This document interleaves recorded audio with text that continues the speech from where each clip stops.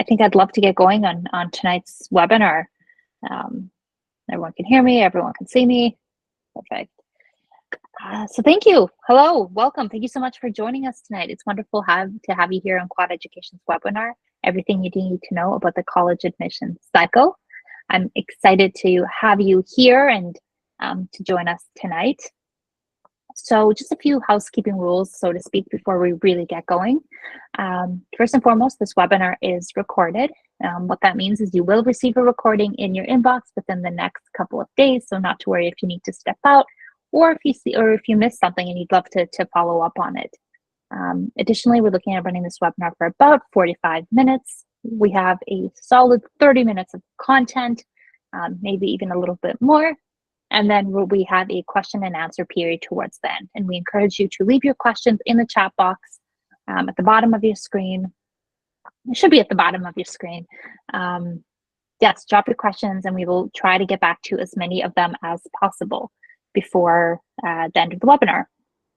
A little bit of an overview. So we'll do introductions. We'll be introducing our wonderful panelists and hosts here. We'll be discussing the admissions cycle and what that entails and sort of its significance, as well as how to navigate each stage of that application process, because it's definitely a lengthy one.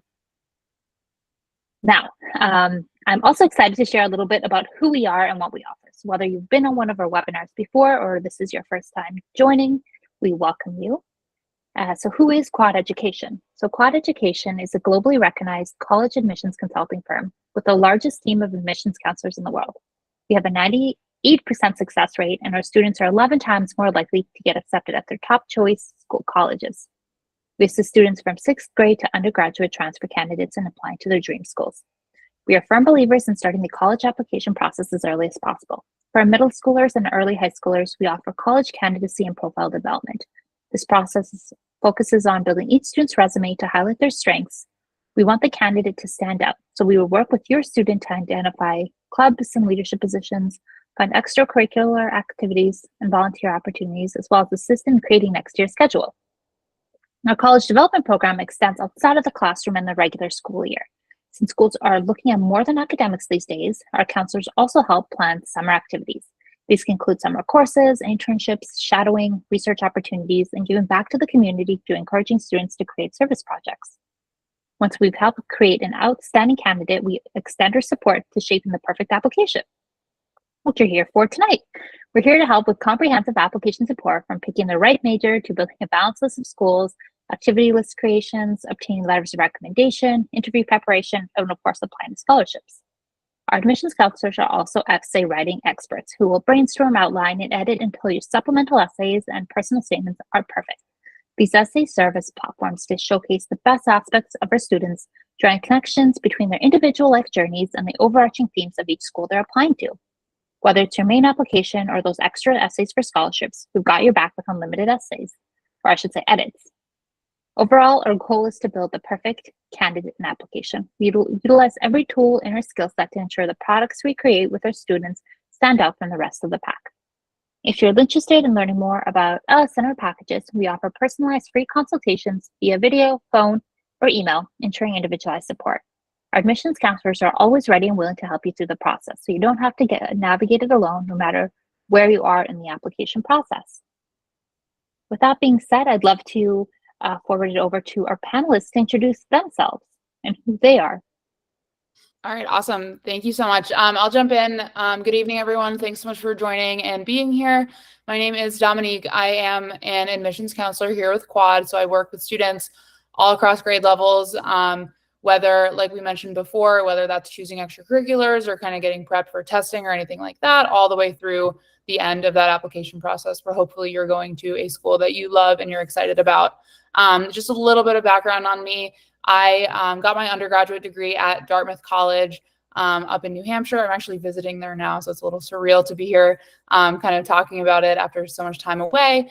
But during that time, I got involved with the admissions office as a tour guide as a student. And then after, I worked for a bit as an alumni interviewer.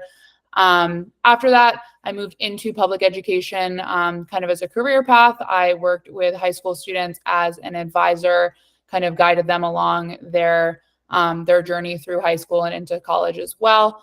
And now I'm with Quad, and I just got a few great kids through the application cycle, and we have another one coming back up. So yep, that's me, and I will turn it over to Jennifer. Hi, everyone. My name is Jennifer. I've been with Quad for a few years now, helping students get into their ideal schools. Prior, I was director of college guidance at a secondary school in my home state of Maryland. And before that was directing study abroad programs and helping with Fulbright applications and all kinds of great scholarship opportunities for international education, including undergraduate study abroad. I also worked as a 4-year academic advisor at Washington University in St. Louis while I was directing their study abroad program, helped students get into med school, worked with the pre-med advising deans, et cetera, worked with engineering students, helped them find programs to go abroad. So I bring all that to my work at Quad and really love working one-on-one with students to help identify your dream schools and help you on your application journey. So thanks for being with us this evening. All right, awesome. So I'll jump in first. I'll give a little bit of an overview of what do we mean when we talk about the college admission cycle. And then we will dive a little deeper into all of those components and what you all will need to think about. So just starting kind of basically, what does the admission cycle entail? This is really the period during which you are applying to colleges and universities. So this starts kind of junior spring, and then it goes all the way through your senior year of high school. The majority of the work usually will happen the summer between junior and senior year and that fall, leading up through December and early January. And then you won't have a ton going on. It'll just be kind of a lot of waiting around, but there are some other tasks and things like that after you've submitted your applications that you'll need to think about. And so we'll go through that as well. Why this matters, just to kind of ground us in all of that. Of course, it affects your career prospects and your personal growth. Where you end up for school, you know, is incredibly important for a lot of different reasons. I think a lot of students here, if you're here listening in on this, you're probably, you know, pretty dedicated and motivated and really want to be at a top school. But that's not always everything. Being in a top school, of course, is awesome. A lot of elite schools have a ton of resources, and of course that can help you build connections, et cetera. But really also just finding that fit for you where you're going to be at a school that you just enjoy being at, and it has the right supports and the right environment for you is important as well. And so that's something that we also can coach you through. And it's just important because it's 4 years of your life. Of course, this also helps in just planning your financial resources. We'll talk a little bit about different types of financial aid, scholarships, how you might go about looking for different funding sources for college. And then, of course, again, this is essential for being able to end up where you want, making sure that you do everything correctly, making sure that you kind of paint the best picture of yourself and show yourself in the best light. That's something that I really love about being a quad counselor, is really getting to go in and say, you know, tell me everything about you, list out everything you've done, and then let's really kind of shape a narrative that makes that kind of shine and really shows off those really impressive parts of your story. So this is just a little bit of, again, grounding in why all of this matters. And then I will just go through, before I turn it over to Jennifer to dig a little deeper, just the very, very kind of broad key phases that we'll be talking about tonight. The first one will be your junior year. This is when you'll start to really research colleges, and get an understanding of what type of school you might like to go to. There are different types of colleges, you know, based on whether you want to kind of have a more holistic education where you learn a lot of different things. That's liberal arts education, as opposed to maybe a more focused science or technology focused research university where you really just dive in kind of on one subject and you focus in on your major primarily. So those are things that you'll look into your junior year. This is usually when you'll take your standardized tests, the SAT and the ACT. We'll talk more about this later, but just sneak peek preview, these are actually becoming a lot more important than they have been over the past few years. They're kind of making a resurgence in importance in the application, so definitely something to consider. And then you'll continue on with any extracurriculars you've been doing, and potentially even try to be a little bit more strategic about stepping up into more leadership roles or taking on additional extracurriculars. as you really start to narrow down the things that you're interested in and the pathway you may want to take through college and beyond. Summer before your senior year, you'll visit colleges, you'll narrow down your college list. I always like to suggest that you start writing essays or at least thinking about them at this point. The more time you have to draft, the more that we can help you, your parents can help you, your teachers can help you really refine that story. So, it's always a good time to start, especially if you have some downtime. And then in the fall is when the bulk of the work on the applications, the essays, etc., will happen. Most college applications are due by January 1st-ish. Some may be due as late as January 15th or even February 1st, but usually around the first of the year, you'll have most of that work done. In the winter, you'll submit your financial forms, and then you'll start receiving decisions around March and April, and you'll get to make your final choice in the spring. So that is, again, the overview of the different phases. And I will let Jennifer jump in and talk a little bit about preparing for college. All right, so just like with any important project in your academic or non-academic life, research is key to success in this. So we want to encourage you to start early and thinking about factors that are important to you. Size, location, the majors that are offered. And one of the great tools that's available to you now is to be able to do so much virtually. You can do a virtual information session. You can do a virtual tour. If your schedule or finances prevent you from making a lot of in-person visits, you can still find out a ton of information from judicious use of the internet resources available to you. We also encourage you to look at local opportunities to meet with admissions officers. Believe it or not, they do really value these opportunities to connect with potential future applicants and get your questions answered. They might not be able to answer every detailed question that you have, but they can certainly find out the answer and get it back to you. It's also really helpful to talk to current students, and that's just, you play the connections game. Maybe a friend of your cousin is going to Tulane and you really have your heart set on going there and you want to find out what's it like before you commit even to taking a tour of the campus. So think about all of these things as your own opportunity to gather information and data that's going to be very relevant to how you decide to move through your college application journey. And you do want to be thinking about standardized testing as well. It's been obviously very much noted that some schools are moving back to a test mandatory status. We thought that more might follow suit for this upcoming application cycle, but it's a limited number of schools that are now requiring standardized testing for fall 2024 applicants for entry in 2025. So that trend is predicted to continue for some schools, with more schools requiring this as part of the admissions process going forward. So you want to take the time to prepare, and we really encourage that for the testing, you do take both an SAT and an ACT exam and figure out which is the better test for you. They're different. They cover different content.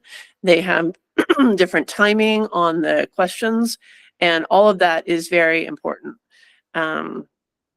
to do. So you can, there's a lot of ways that you can do that. You might be someone who really benefits from one-on-one tutoring, and so, or group classes. Those are, a lot of organizations provide those. You might also be someone who really likes to self-study. And so you can look at a number of resources online and in paper to help you prepare for those. You want to definitely register and plan out the testing dates in advance. I can't tell you the number of students I've had who have to drive 5 hours to a different state and stay overnight and turn an already stressful experience into more of a annoying and stressful experience, which you can prevent by just keeping an eye on the registration openings for certain test dates, knowing that the August test dates always fill very quickly, as do some of the fall testing dates, because there are a number of 12th grade students trying to get in their last couple of test administrations before they submit their applications. So just be mindful of that. And we do encourage that you start that process early. Once you've had the math that's going to be on the test, and you've had the science, if you're taking the ACT, that's going to be on there, you want to go ahead and register and decide which test you're going to prep in, and then work on that preparation. And I'll hand it back over to Dominique now. All right, awesome. So next up, we're going to start talking about just the components of a strong application and what it means to build a strong college application. So the first thing that you'll be asked to do, regardless of which school you apply to or which application platform you use. So some of you may have heard we have the Common App, we have the Coalition application. Those are two kind of broad networks that partner with a large number of different institutions. And so you can kind of apply in some cases almost all at once to a number of schools that subscribe to those services. And then you have some other schools that may ask you to just kind of apply separately. They have their own separate application programs and portals and requirements. That being said, they're always going to ask you for your basic details, your contact information, et cetera. Name of the game there is just, it's basic, it's your first and last name, it's your address, it's your family's income, all those different things. Just make sure it's accurate. You absolutely do not want to be, emailing them because there's a typo or anything like that. And so that's the most important thing there.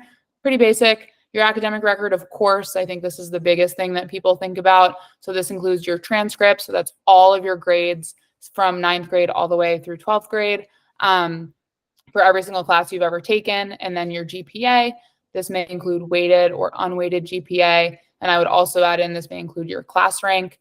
Some of your schools may or may not rank. And so don't worry if your school says, well, we don't give you a class rank. That's okay. They're not going to say, oh, well, you didn't get a class rank, so we're going to weight you down or anything like that in the process. A cool thing that high schools do is they send what's called a school profile to the college that you're applying to. And so they will get basically this snapshot that says, here is my high school. We do not rank students. And so when you don't submit a class rank, or we do not do weighted GPA, when you don't submit a weighted GPA, that's okay. They're not going to penalize you for that. And so just know that you will be evaluated within the context of the high school you attended, and not against other people who have high schools that do different things for reporting grades, GPAs, et cetera. Another piece, we just talked about this, standardized test scores. So of course, SAT, ACT, also AP scores. Anything you do with IB curriculum will also be kind of considered here.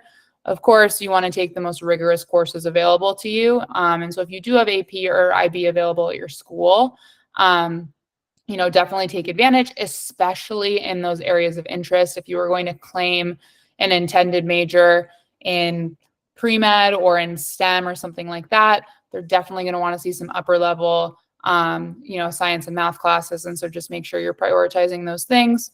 Again, if you say, but wait, my school doesn't offer IB, or they only offer, Calc AB, even though I would have liked to have taken BC, you will be evaluated within the context of your school, of course. That being said, there are also some workarounds if you do really, really want to take, a certain AP class or upper level course, but just kind of know that you are not being compared to students from other high schools unfairly. That's just something that's been pretty important, I think, in the admissions landscape. Extracurriculars activities, this includes clubs, sports, volunteer work. Key thing here, leadership. That doesn't have to look like I'm the president of the club. That could just be like, I was just a member of this club, but I really had a profound impact because I had this idea, or I started this initiative or something like that. So, leadership can be formal or very informal in that way. Personal essays, absolutely huge. That's something that I spend, I would say, the majority of my time working with my students on is, really editing those essays, brainstorming, coming up with ideas for how to tell a really compelling story about who you are and what you have been through and the experiences that you've had that make you want to do whatever you're arguing that you want to do. Essentially, a college application is you making an argument for yourself that I want to attend this institution because I want to do X, Y, and Z in my life, right? And so you need to make a really kind of strong and clear, compelling argument.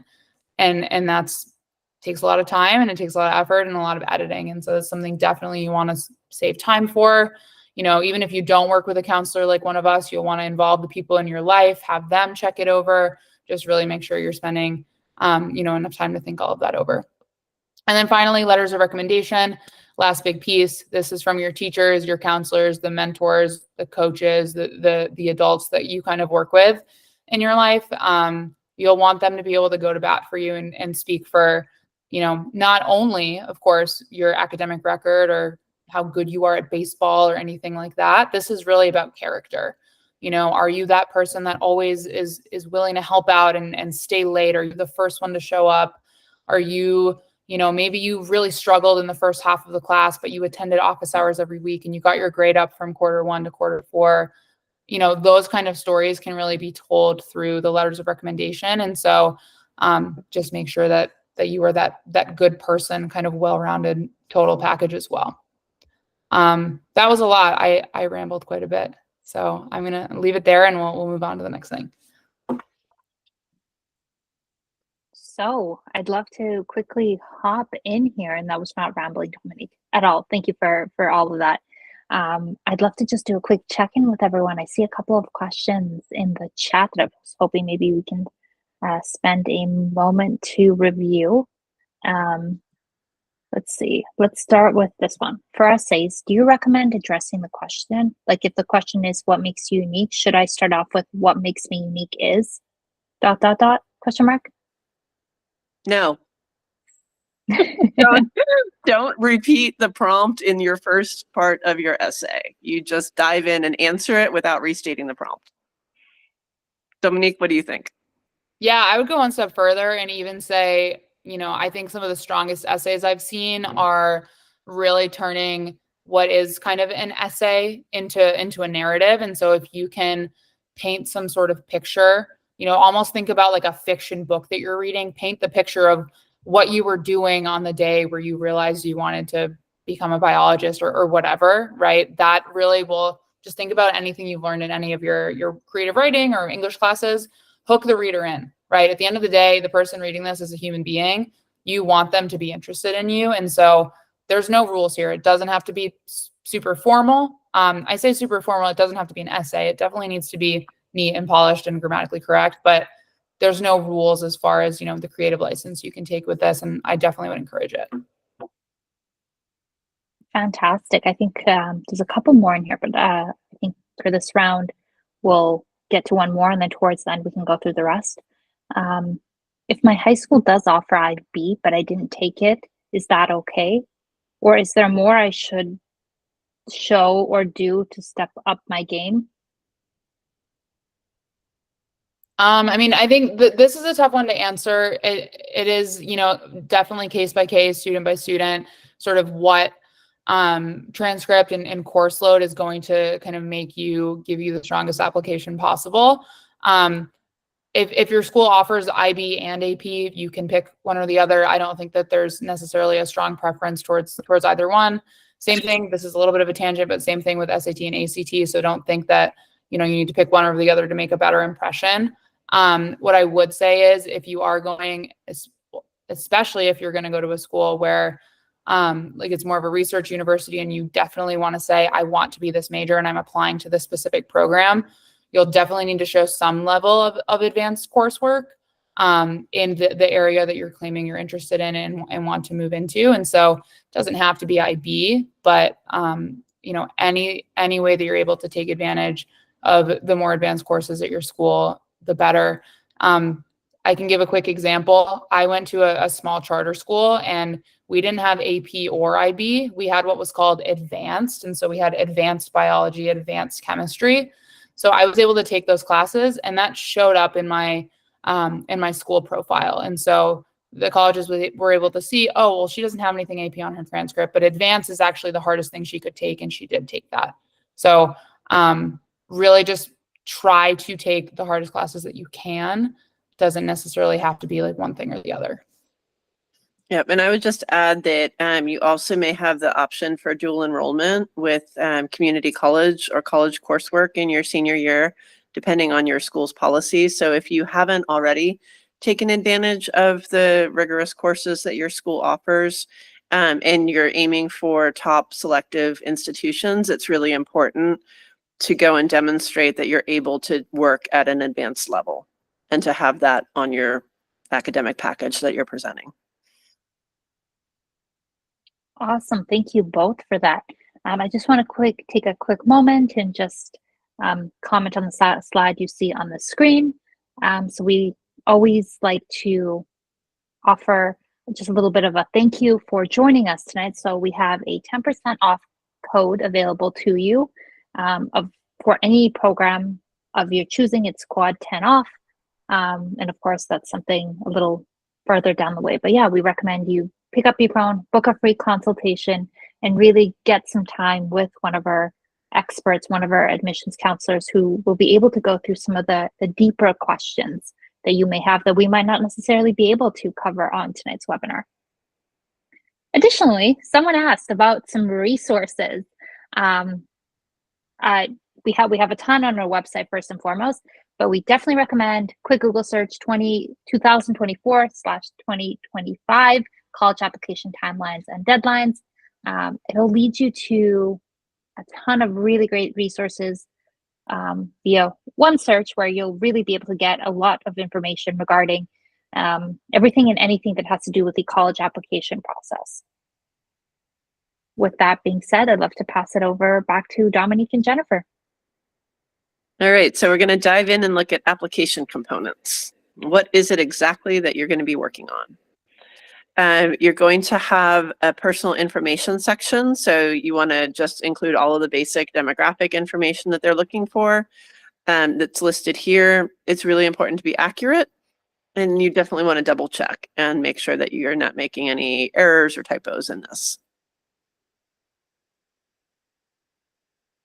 And in your academic record, as we've already been discussing, colleges are going to be looking at your transcript from high school. If you've attended multiple high schools, you are going to need to provide transcripts from each of the schools, and that may involve a little bit of extra work and a little bit of extra time. So this is not something that you want to put off. You want to have your GPA clearly understood. Colleges are going to, in many cases, do a recalculation of your GPA. For example, if you're applying to the University of California, they do not factor in 9th grade courses. They look at 10th and 11th grade courses exclusively because their deadline is in November. You won't have your senior grades yet to submit to them for review. And so some schools are going to have you do a section of the Common App that involves you kind of retyping all of your high school courses by letter grade or numerical grade, whatever system your school uses. And it's incredibly important to enter the information exactly as it appears on your high school transcript if you are going to be applying to a school that requires that section in the Common App. You'll be prompted when you create your college list in the Common Application exactly which colleges are going to require that step, if any. Not all do. And then, so few schools do class rank anymore. If yours still happens to do that, you would be listing that as well. And the school is going to be providing that information on the school report. As we were just discussing, course rigor is super important. And I saw a question pop through in the chat, so I'll just go ahead and address it now. There was a question about, is it better to take rigorous courses and get lower grades or less rigorous courses and get higher grades? And it's a complicated case-by-case question. It depends on the schools that you're applying to. It depends on the majors that you're applying to within those schools. In general, it's important to have high grades and rigorous courses, not to have an either-or situation with that. My personal take on it is that you should challenge yourself to the extent that you can excel academically. But you shouldn't, if you're just not gifted in STEM, don't go taking the most rigorous AP physics course that your school offers just to prove that you did. Your rigorous course selection, whether it's HLs in your IB curriculum or APs, if your school is oriented in the AP direction, it's really good to have those make some sense and not just that you were like, I'm going to take every AP that I possibly can just to prove a point. So definitely think through that And that would be a great topic of conversation for your initial intro call. Then when you're looking at extracurriculars and doing your activities list, you're going to be providing a record of everything that you've done outside of the classroom during your 9th to 12th grade years. What you did in middle school doesn't count in this instance. They're really just focusing in on your high school experiences. You're going to list the clubs, sports, and organizations that you've either been a participant in, or maybe you founded. Maybe you saw an opening at your school for a cause that was important to you, and you went through the process to found that organization or that club at your school. And so that's something that is going to feature very prominently in your activities list. Similarly, you may have had a leadership role, either formal or informal, in an existing club or activity or organization. So you want to clearly explain those involvements that you've had. Similarly, you're going to have a list of community service organizations, volunteer experiences that you did, and it's important to notate those as well. And you would also be including research, internships, and part-time jobs that you may have had over the time. And maybe you have too many things to fit in the available slots. Well, you would choose the most important, the ones that are most related to your academic areas of interest, where you've had leadership and where you've done something for all throughout high school and not just 1 year. And there is a section of the Common Application and the UC application where you can provide some additional information and context in the event that you go beyond the 10 activities that the Common App allows you to provide, or the 20 spots that the UC applications have for you to list your awards and your activities.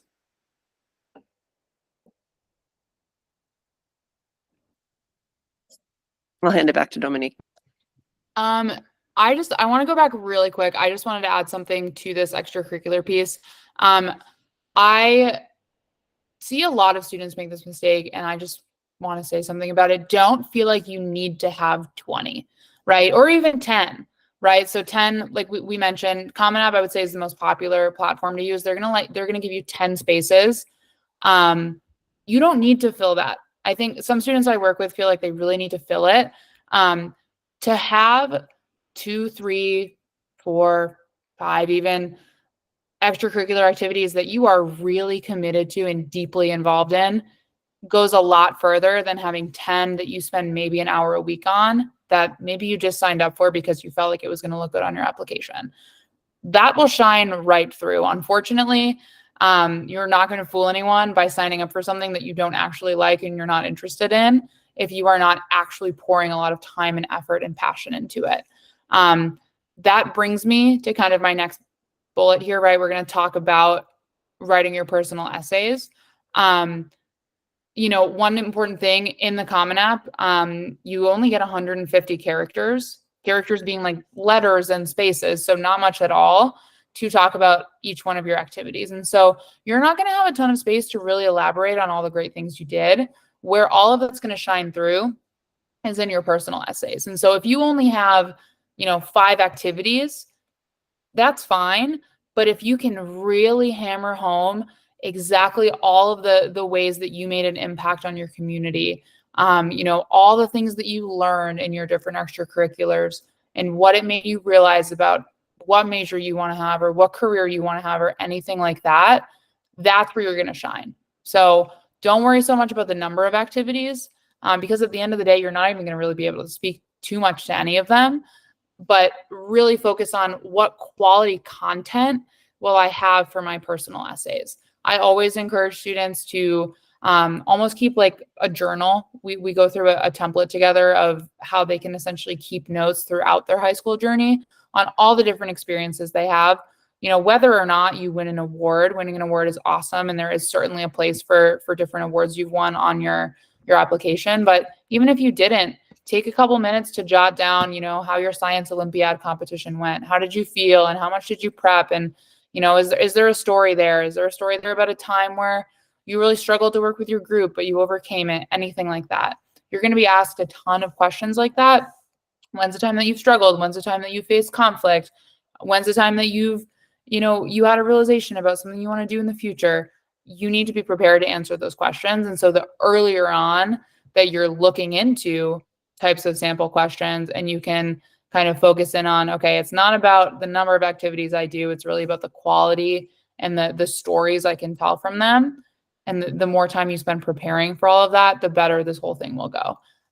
So the activities are certainly important, but they really do kind of bleed into the essays. And so I would say that's almost more important as far as content goes. So yeah, just also to kind of just go with what's on the slide after my short tangent. Writing your essays, of course, requires starting early. I've already mentioned this, and brainstorming ideas. You want to be personal and authentic. You want to show the admissions committee, the admissions officers, a side of you that is not obvious in your transcript, in your activities list, right? And this is just really a chance to have your personality shine through. Again, I really highly encourage you, pick a school or two that you think you might even be vaguely interested in, and just look up what are their supplements for this fall? What were their supplements last year? Some of them may surprise you. Some of them are the classic, why do you want to come to this school? Why do you want to be this major? Some of them, are tell me 3 interesting facts about yourself. And it's an open-ended question. I don't suggest you say, I want to major in biology. I suggest you come up with something that's, a little bit more different and personal. Because, I want to major in biology is likely covered a time or two in your application. What can you use this opportunity to kind of elaborate on? Talk about your family, talk about your friends. It doesn't have to always be so buttoned up and academic and formal. You really, want to use any opportunity you have to really be creative and show a side to yourself that's not obvious in other parts of the application. I'm going to leave it at that. Jennifer, I don't know if you have anything to jump in on there. I know it's a big one. Yeah, it is a big one. And this is something that we spend a ton of time with our students working through. So we can only cover a little bit of it in tonight's presentation.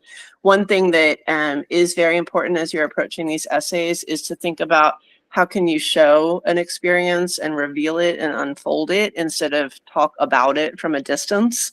And it's a specific kind of writing, and we have strategies to help you with that. But that's something to definitely keep in mind, that this kind of writing is not something that you've probably done a lot of before. And it's a learning curve. It's a skill, and we're here to help you with that. So for letters of recommendation, this is very key.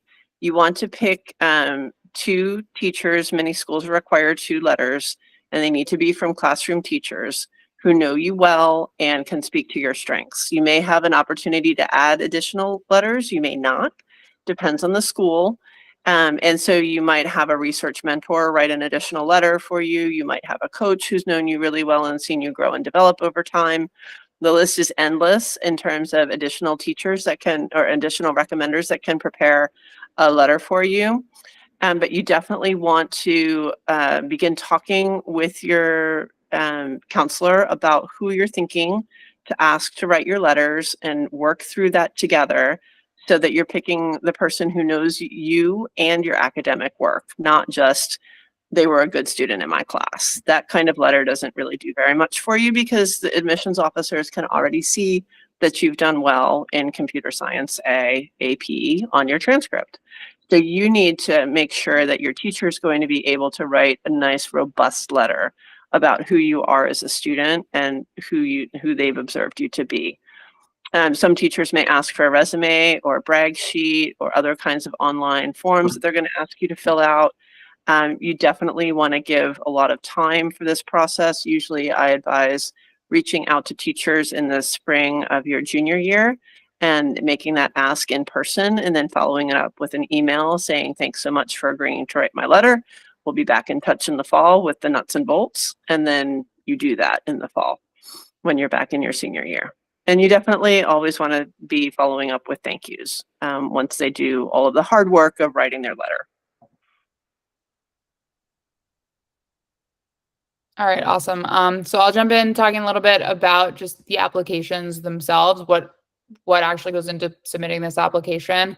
I mentioned this earlier, so there's several different platforms that are pretty common. I would say the Common Application is rightfully named. It is, I would say, the most common that students will use.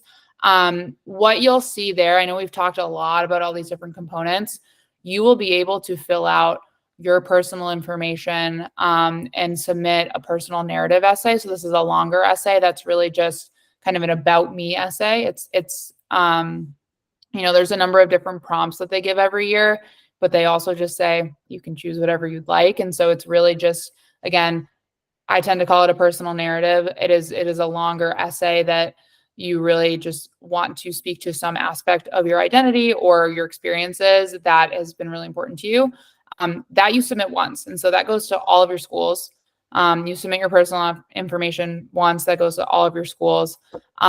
Some schools may require different personal information, so they may require you to get a little bit more specific about, different pieces of your background. So for example, some schools will ask if your parents went to the school or not and what their major was and things like that. So you may need to fill that a couple different times, school by school, but a lot of it will just kind of auto-populate itself and be submitted to all of the schools you apply to. Where you start to get different kind of questions. Oh, and the activities list. That's another big thing that you just fill out once and it goes to all of your schools. Where things start to get different is where we talk about these supplemental essays. And so that's those short answer, kind of smaller essays, where each school will ask specific ones. Why do you want to go to Dartmouth? Why do you want to major in computer science? Right? Those little ones. It'll just be 2, 3, 4, 5, however many per school. And so that's really what takes the bulk of the work, because you truly do need to research every single school and have something to say specifically to each of their prompts.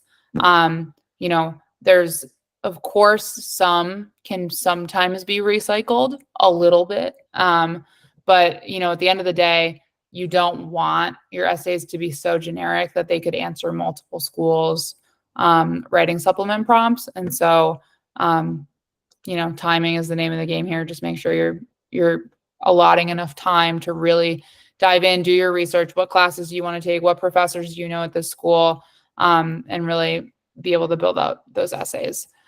Like we mentioned also, of course, Common App and Coalition App are two great options. Some schools require you to fill out a totally separate application. So we mentioned the University of California. All of their schools that fall under that umbrella have their own separate application. Some other schools like MIT have their own application. So you have to fill out a completely different application, sign up for a completely different platform, and you're only sending that application to MIT. And so you better be pretty sure you really love MIT, because it is a lot of extra work. And so that's just something to keep in mind as well. Other schools do that. I believe Georgetown does that as well. And there's some others. Last big thing here, there are different deadlines. I already talked about kind of the ballpark deadlines. We have 3 different types of decisions that you can choose. And so, deadlines that you can choose. The first being early action. I always encourage students to apply to as many early action schools as they can. This is, you apply early, you submit your application in November, and then you hear back early, right? You hear back in like December, in the winter. And so this is a great way to kind of know for sure that you've at least gotten into a couple of schools. That is not binding in any way. So if you get in, you do not have to go to that school, but at least you have the security and assurance to know early on, okay, at least I've gotten into these few schools. Early decision, on the other hand, is I have decided I definitely want to go to this school, and it is binding. And so you still apply in November, you still find out in December, or did I say November? I meant October. I think I said that twice. Sorry about that. The deadline is in October, so a little bit different, but still, you apply in the fall, you find out in December. You have to know that you want to go to that school, because if you do get in, you are required to attend. And so this is a great option. If you have a school that you absolutely love and you know for sure no matter what other school would accept me, this is the one I would choose, apply early decision. It doesn't increase your odds a whole lot, but it does make a statement that says, this is it. I'm not interested in any other schools. You are telling them that you want to be exclusively, considered by this school, and that this is this is what you want. And so it does make a little bit of a statement, and it just makes it a little bit more powerful, that argument for, yeah, here's why I want to go to Dartmouth, and I'll tell you. Finally, you have regular decision deadlines I mentioned before.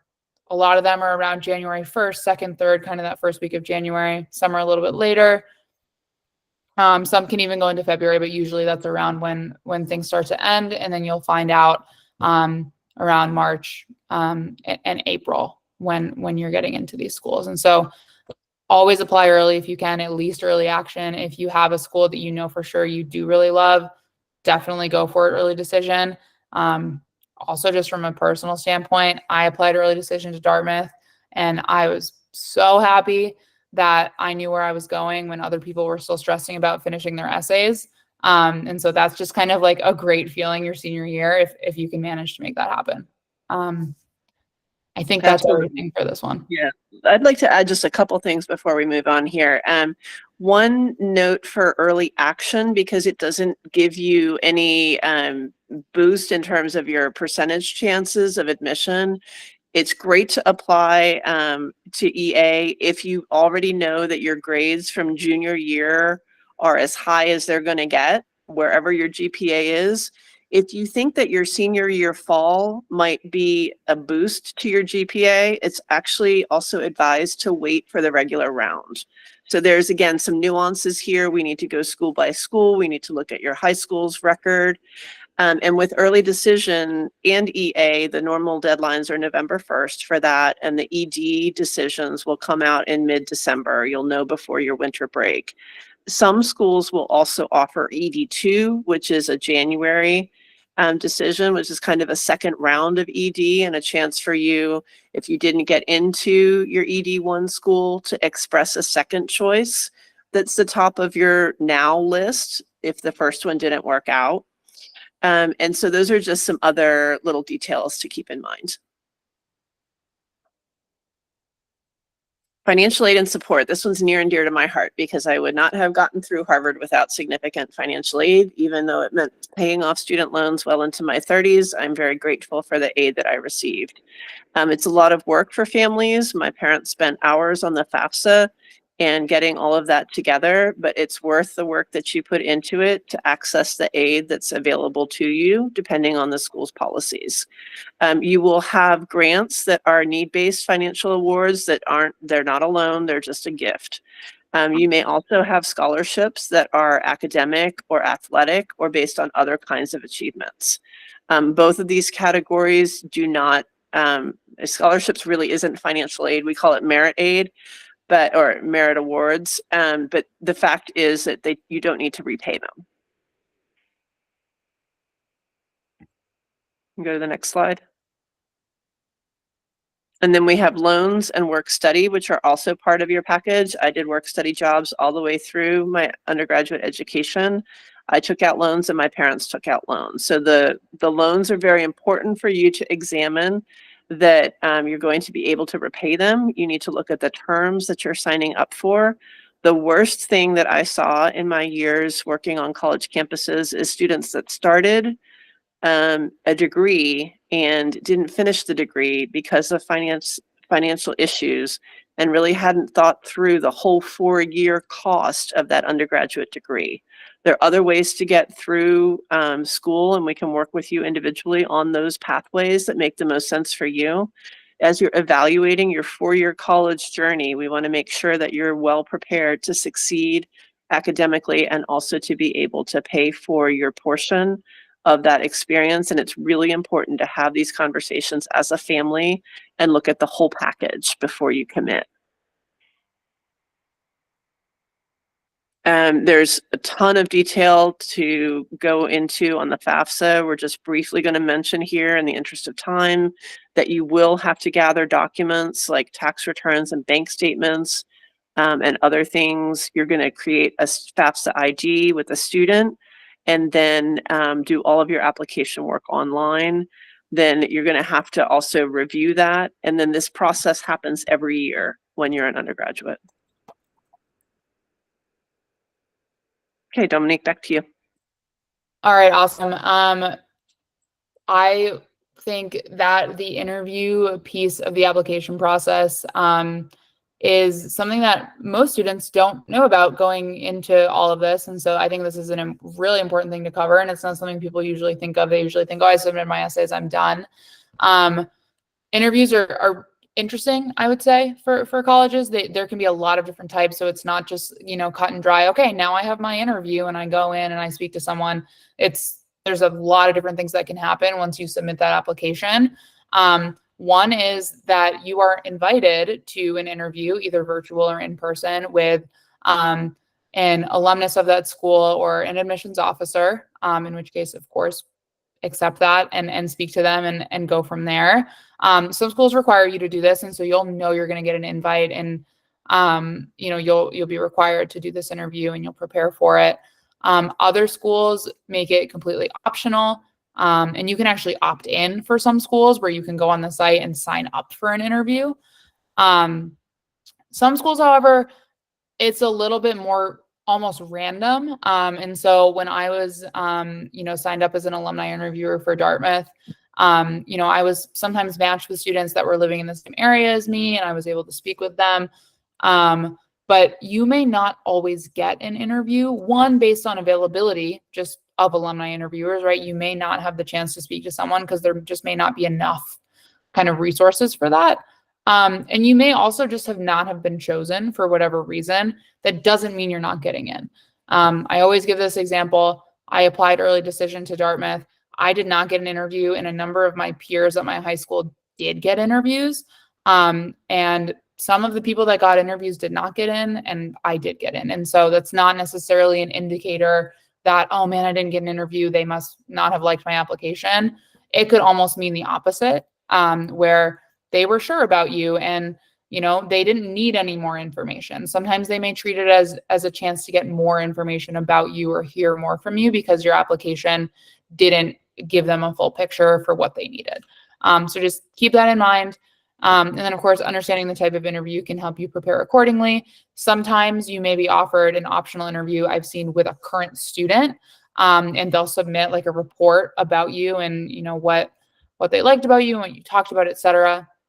Of course, it's going to carry a little bit less weight than like speaking to an admissions officer, but it's still something to take advantage of. And again, it just is another piece that really shows your interest, that you showed up and you talked to a current student. As far as preparation, we're running out of time, so I'll gloss over this, but of course, dress professionally and appropriately, be on time, and definitely practice your interview questions. I cannot understate the importance and the value, at least from my perspective, of kind of a mock interview. That's something I do with, or at least offer to all the students I work with. And so it's something that quad counselors can help with as well. I'll go to the next slide and just, very briefly go over some of these other tips. So like I said, mock interviews, teacher, counselor, et cetera, and practicing those questions. Also researching the college is so important. Just like you'll research the college and you'll want to have some very specific clubs or professors or research labs that you're interested in at that school, you want to be able to speak to those things as well. And so the more specific you can be about the different pieces of that college that you're really excited about in the interview, the better you'll do, because it'll be super clear that you want to go to that school. And I'll say, even especially if you're talking to an alum, as an alumni interviewer, I, of course, wanted to talk to someone that I would be proud to say, hey, this person also went to Dartmouth. And I, just having that, being able to send someone through that I'm really excited to be part of my community. And so you'll want to be able to almost convince them like, hey, I actually really want this too. And I love the same things about this school that you love. So just keep that in mind. Okay. You're going to be obviously dealing with acceptances and rejections along the way. The students that get into one Ivy get denied from another Ivy. So you need to prepare yourself for that, and celebrate the successes that you have along the journey. And again, as I mentioned, you want to be really carefully looking at the finances involved. I'm going to just try to move through this as quickly as possible here because we're running low on time. Stay positive throughout, think through alternative plans, when you might have a variety of acceptances. If the ED option that you decided on doesn't work out for you, you want to be working closely with those that know you best to plan out a course of action that's going to be most supportive of your goals and dreams. After you've made your decision, you want to deposit, sign up for orientation, and complete all of your required paperwork. This is way down the road, but we just want to plant the seeds now. And now we're going to go on to a very brief Q&A. Absolutely. So I apologize, your names aren't on this screen, but they definitely should be. So we have a ton of questions, and unfortunately, we won't be able to get to all of them today. So what we recommend that you do is, of course, take the time to book that consultation where we'll really be able to get through that one-on-one time with you and answer those questions and do that deep dive. So I think we might have a time for a question or two. So let me just go through this. Let's see. Okay. So Love B asks, what kinds of questions should I ask to admissions counselors / representatives that show I am interested, but not unresourceful / lazy? I don't want them to think I didn't look hard on the website or other resources, even though I did. This is for schools that show demonstrated interest, or sorry, that ask for demonstrated interest. Yep, that's a great question. You're really thinking ahead. As you're doing your research that we started out our presentation advising you to do, make note of a few key initiatives, research projects at a lab you're interested in working in, student organizations that appeal to you, and ask a specific tailored question about that particular opportunity to show that you've done your research, but also have some more questions about it. I'd also just, my 2 cents on that, usually, well, I won't say usually, sometimes schools will have students that are like kind of waiting in the wings to talk to you, some sort of student ambassador or something like that. So ask to speak to a student or say, is there a professor that would be willing to speak to me that kind of partners with the admissions office or whatever it may be that could talk to me about, you know, this specific question I have or major or whatever. The more that you can show that you really want to just talk to people and start to really understand that experience, the better you'll be. Awesome. So Jackson asks, do you have a better chance at certain aid / scholarships if you do early action? Well, there are some, I'm thinking of some scholarships and grants that are offered by USC that require an earlier application. So there are, you know, some schools that do have either a separate schedule for review or even some supplemental essays that you might need to do. WashU has some full ride scholarships that are due in December. So you definitely need to plan that out. Fantastic. I do see we have quite a few more questions in the chat, but unfortunately, we're right on that hour and we won't necessarily be able to get to them today.